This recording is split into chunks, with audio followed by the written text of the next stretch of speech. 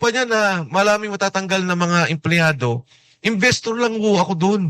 Nagkataon lang, hinihalal akong presidente as one of the minority investors. Ngayon, damay na din. So sabi ko, Mayor, kailangan tayong magkaisa, magtulungan kasi yung mga kasama natin, kinakasuhan. At alam niya, maski pala siya, meron siyang negosyong sinara doon sa Davao. At narinig natin doon sa kanyang talumpati, yung mga negosyante ginigipit pag nakitang nakadikit sa kanya. And pangatlo, yung itigil nila yung pamumulitika nila. Itong ginagawa nila kay Inday Sara, tingnan nyo, nagsasalita ang Malacanang. Sabi nila, itigil nyo na yung politika. May krisis tayo, magtulong-tulong tayo. Sino bang nauna? Di ba itong kaso nila ng impeachment kay VP Inday Sara? Kung ang gusto ng Pangulo ay katahimikan, kung ang gusto ng Pangulo ay walang gulo, ipatigil niya yan. Huwag niyang sabihin na independent ang Congress. Tao niya lahat ng mga yan. Ayaw nga mag-impeach ng mga congressman eh. Natatakot din sila eh. Diba? Dalawa.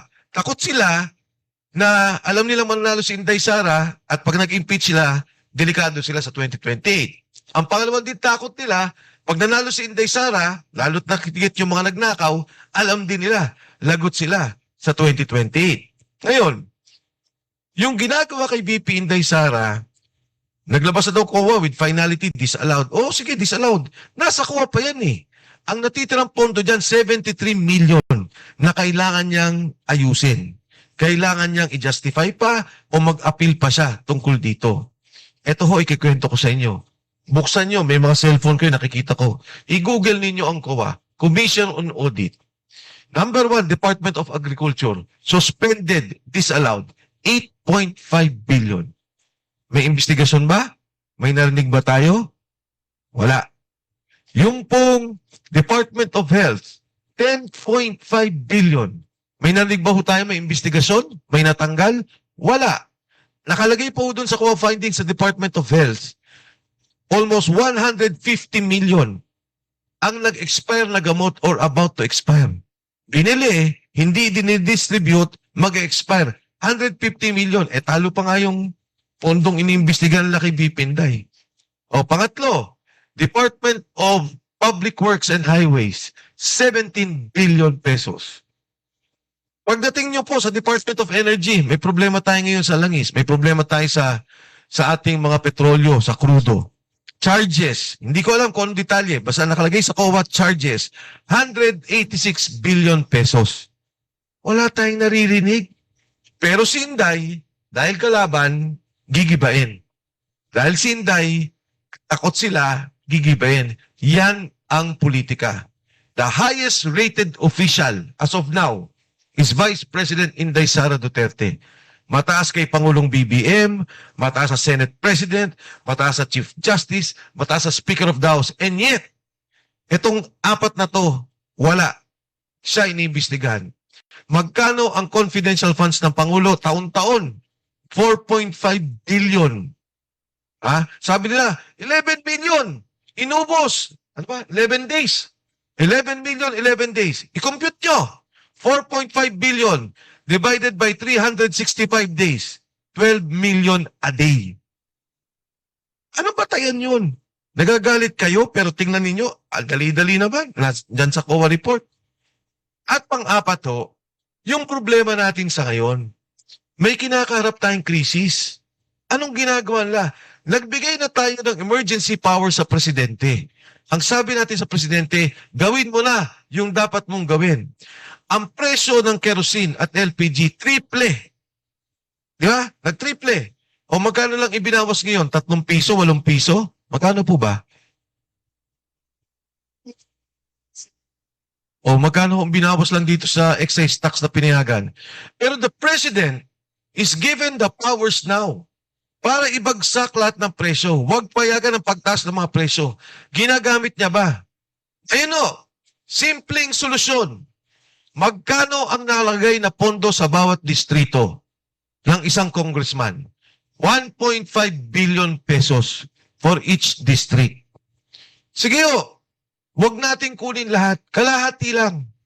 750 million, baka may proyekto naman din kailangan. At kailangan din naman natin yung mga proyektong yan. Kahit na yung 30-40% dyan na uuwi sa korupsyon, Alam naman natin yun, nakita na natin sa flood control. Eh yung 200 bilyon, malaki ang maitutulong para maibsan ang problema ng mga drivers. Ano hong ibig kong sabihin? Ngayon, nagrarally ngayon. Ang mga driver tuloy-tuloy. Pagtaas ng krudo, presyo madali, ang bilis. Pero pagka ang driver magtataas, wala. Ang batas, hindi sila pinapayagan, dadaan sila sa mahabang proseso. Binawi pa. Meron ng proposal si Erice, sabi niya, magkaroon ng direct subsidy. I-cap sa 70 pesos. Huwag na ho yun. Baka sabihin pa, tatamaan yung mga mayayaman. Yung mga mahihirap na lang. If I'm not mistaken, we have about, hindi ako sigurado dito I think mga sa private, yung public pala transport. Hindi ako sigurado, but I will check the data. Ayoko na muna sabihin yung numero. Pero kung bibigyan nila ng direct subsidy, ang mga taong yun, pwedeng i-cap sa 70 pesos. I-subsidize na 70 pesos, aabutin ang gobyerno na mga 10 bilyon kada buwan. Kung kukunin mo ang kalahati ng ibinigay mo sa mga congressman na 400 bilyon, 200 bilyon, at least meron kang 20 months, 20 buwan na masasubsidize mo ang ating mga pasahero, ang ating mga driver, at ang presyo ng bilihin hindi tataas. Dahil direkta na merong koneksyon yung mga delivery trucks tungkol dito.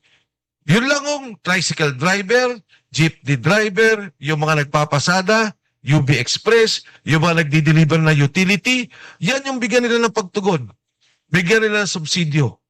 Malaki ang may tutulong. Ginagawa ba nila? Hindi. Wala ho eh.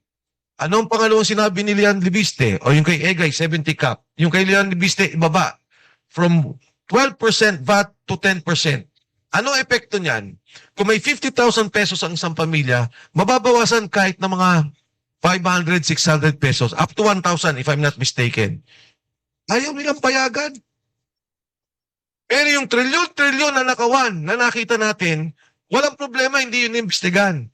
Itong maliit na problema na direktang makakatulong sa tao, kahit na mangutang ang gobyerno, nangutang nga sila eh. Kinuha nga nila yung PhilHealth, PDIC, nangutang sila para sa flood control. Ito, direktang serbisyo sa tao para maibsan ng gutom, maibsan ng kahirapan, hindi nila magawa. Kaya ito po yung pinaglalaban ng Rage Coalition. At nandyan po si Mayor Baste Duterte na tumatayo para sa amin. Leader namin lahat, tagapangulo ng PDP at tagapangulo ng Rage Coalition.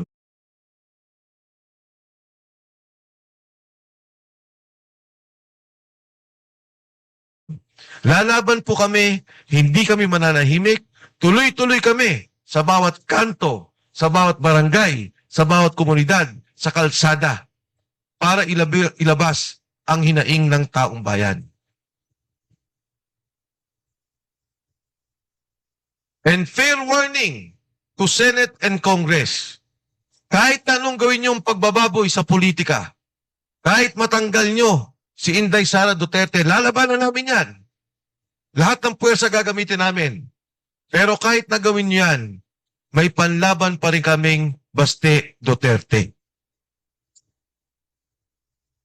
Hindi po dahil ang Baste Duterte ay isang tao, isang mayor ng Davao na kumakatawan lamang sa apelyido ng Duterte.